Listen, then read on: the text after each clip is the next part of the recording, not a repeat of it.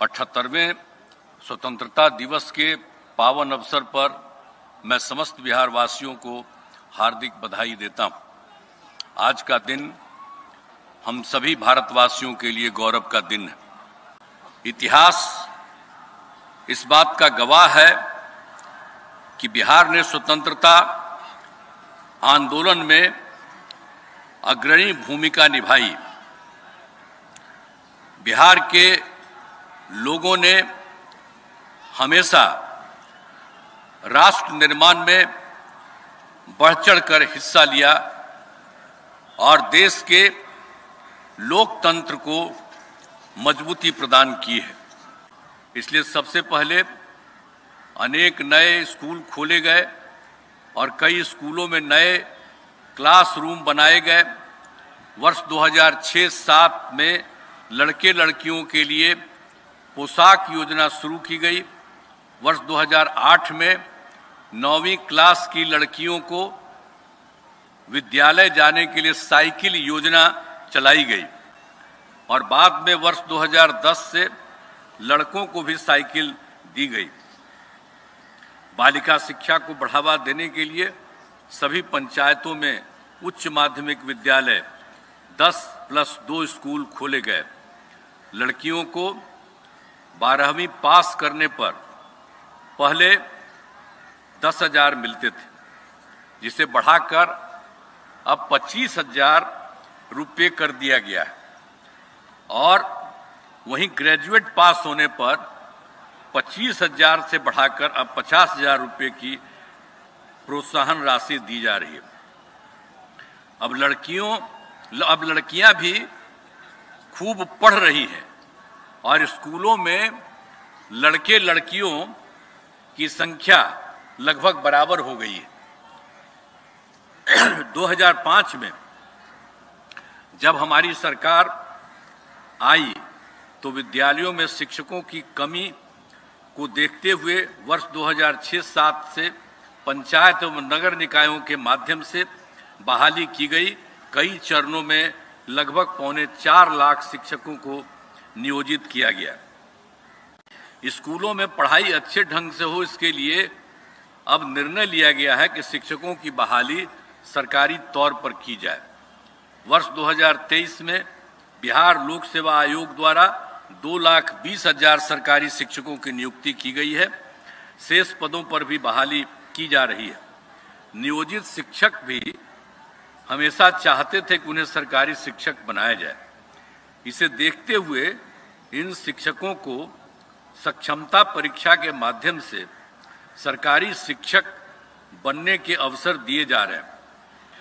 पहले राज्य में केवल 6 सरकारी मेडिकल कॉलेज एवं अस्पताल थे। उस कारण यहाँ के छात्र डॉक्टर की पढ़ाई करने राज्य के बाहर जाया करते थे। डॉक्टर की कमी होने के कारण यहाँ के लोग इलाज के लिए भी राज्य के बाहर जाते थे। इसलिए सरकार ने निर्णय लिया कि राज्य में मेडिकल कॉलेज की संख्या बढ़ाई जाएगी। अब मेडिकल कॉलेज की संख्या बढ़कर 11 हो गई है और इसके अतिरिक्त 15 और नए मेडिकल कॉलेज बनाए जा रहे हैं, काम चल रहा है। साथ ही पटना में गंगा नदी के किनारे दीघा से दीदारगंज जेपी गंगा पथ का निर्माण कराया जा रहा है, जो दीघा से कंगन घाट तक चालू हो गया है। आगे दीदारगंज तक का काम दिसंबर 2024 तक पूर्ण कर लिया जाएगा। इसे पटना के कच्ची दरगाह में बन रहे 6 लेन पुल से जोड़ा जा रहा है।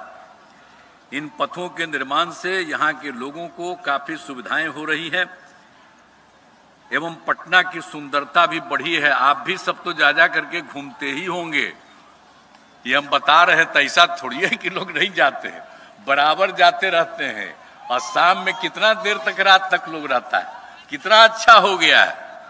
और अब आप जान दीजिए कि हम लोग उसके बारे में और सोच लिए। जेपी गंगा पथ को पश्चिम की तरफ आरा में बने वीर कुंवर सिंह सेतु तक तथा पूरब की तरफ मोकामा में गंगा नदी पर सबसे पहले बने राजेंद्र सेतु तक विस्तारित करने का राज्य सरकार ने निर्णय लिया है। तब लोगों को कितना सुविधा होगी यहां से वहां जाने में। ये सब हम लोगों ने तय किया, इसलिए बता देना चाहते हैं। वर्ष 2015 में 7 निश्चय के तहत हर घर तक बिजली, हर घर नल का जल, हर घर शौचालय तथा टोलों को पक्की सड़कों से जोड़ने का काम पूरा हो गया। यह भी देखा गया है कि कुछ नई बसावटें एवं घर बन गए हैं, इसलिए इस नए आवासों एवं छूटे हुए घरों में इन योजनाओं के निर्माण का काम मार्च 2025 तक पूरा कर लिया जाएगा। 2020 से 7 निश्चय 2 के तहत सभी योजनाओं पर काम चल रहा है। उनमें से मुख्य योजनाएं जैसे हर खेत तक सिंचाई का पानी का कार्य प्रगति पर है, इसे जून 2025 तक पूर्ण कर लिया जाएगा। 7 निश्चय 2 के तहत टेलीमेडिसिन योजना शुरू की गई है, जिसमें गांव में ही रहकर डॉक्टर से परामर्श प्राप्त किया जाता है। वर्तमान में टेलीमेडिसिन की सुविधा 9050 स्वास्थ्य उपकेंद्रों पर उपलब्ध है। यहां से अब तक 1,58,00,000 से अधिक लोगों ने इसका लाभ लिया है। और पहले कोई मदद नहीं था, 5 के पहले जो लोग शासन में था, और हम लोग आकर के सबके लिए मदद किए। जो भी आपको बता दिए कि हिंदू हो, मुस्लिम हो, कोई हो, दलित हो, महादलित हो, पिछड़ा हो, अति पिछड़ा हो, अपर कास्ट हो, सबके लिए हम लोगों ने काम किया। अब 2016 से 60 वर्ष से पुराने हिंदू मंदिरों की भी घेराबंदी की जा रही है, क्योंकि देखा जाता है कि मंदिरों में यदा कदा मूर्ति चोरी आदि की घटनाएं हो जाती थी। तो अब कोई झगड़ा झंझट नहीं होता है। हम लोगों ने मंदिरों की घेराबंदी की है।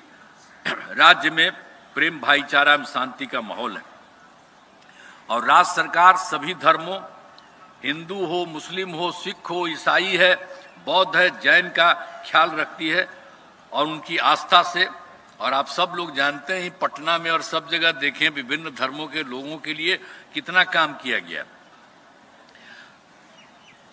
अब उनकी आस्था से जुड़े महत्वपूर्ण स्थलों का सौंदर्यीकरण एवं यहां पर लोगों के लिए सुविधाओं का विकास किया गया है।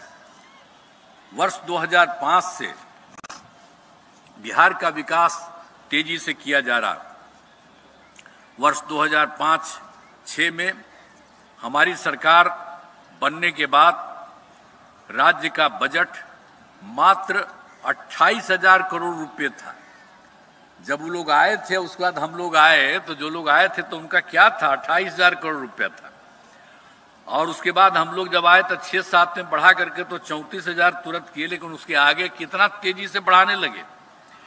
अब बढ़ते बढ़ते अब एक साल में 2,78,000 करोड़ रुपए हो गया, जो लगभग 10 गुना है जहां थे पहले। और हम लोग कितना काम किए। लेकिन अब आप लोग सब पत्रकार मित्र हैं, उनसे हम हाथ जोड़ करके प्रार्थना हम सब दिन करते हैं कि कृपा करके पुरानी बात को भी जरा लिख दीजिए। हमसे अगर नाराज हैं तो हम क्या कहेंगे, लेकिन हम तो काम करते हैं और हम आप लोगों के प्रति नाराज नहीं हैं।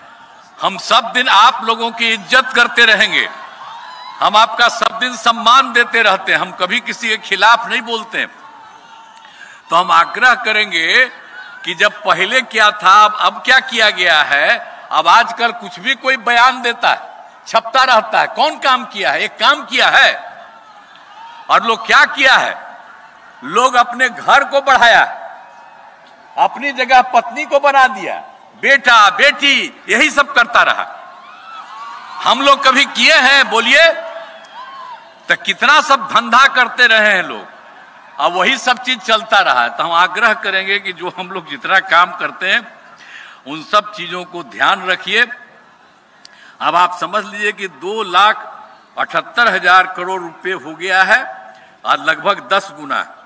अब बिहार का विकास तेजी से हो, इसके लिए बिहार को विशेष राज्य का दर्जा और विशेष आर्थिक सहयोग की मांग हम लोग करते रहते हैं। अब वही लोग अभी बोलते रहता है, पहले कभी किए नहीं। अरे हम लोग तो 10 से 2 था, सबको कितना देखा करके उसके बाद भी नहीं किया, तो कोई कुछ किया है? नहीं किया। अब आजकल कुछ बोलते रहता है। खैर, हम लोगों ने तो ये कहा कि विशेष राज्य का दर्जा या विशेष आर्थिक सहायता सहयोग की मांग करते रहें। तो मुझे खुशी है कि अब केंद्र सरकार ने इस बार के बजट में विशेष आर्थिक सहायता के रूप में, जरा जान लीजिए, सड़क, उद्योग, स्वास्थ्य, पर्यटन, बाढ़ नियंत्रण आदि के लिए बड़ी राशि देने की घोषणा की है। इसके लिए मैं आदरणीय प्रधानमंत्री श्री नरेंद्र मोदी जी के प्रति आभार व्यक्त करता हूं और आशा है कि भविष्य में भी बिहार को इसी तरह आवश्यकता अनुसार सहयोग मिलता रहेगा।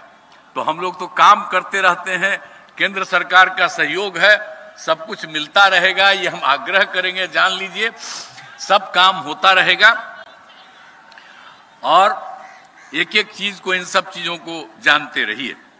अब सरकार की कामना है समाज में सद्भाव एवं भाईचारा का माहौल कायम रहे। सभी चुनौतियों के बावजूद हमारा राज्य प्रगति के पथ पर अग्रसर है। हमारा अतीत गौरवशाली है और विरासत समृद्ध है। हम उसी ऊंचाई को फिर से प्राप्त करना चाहते हैं। आइए, स्वतंत्रता दिवस के शुभ अवसर पर हम सब यह संकल्प लें कि बिहार को एक खुशहाल राज्य के रूप में विकसित करने के लिए अपना सहयोग प्रदान करेंगे। इस अवसर पर एक बार पुनः सभी बिहार वासियों को मैं अपनी शुभकामनाएं देता हूं। जय हिंद, जय हिंद, जय हिंद।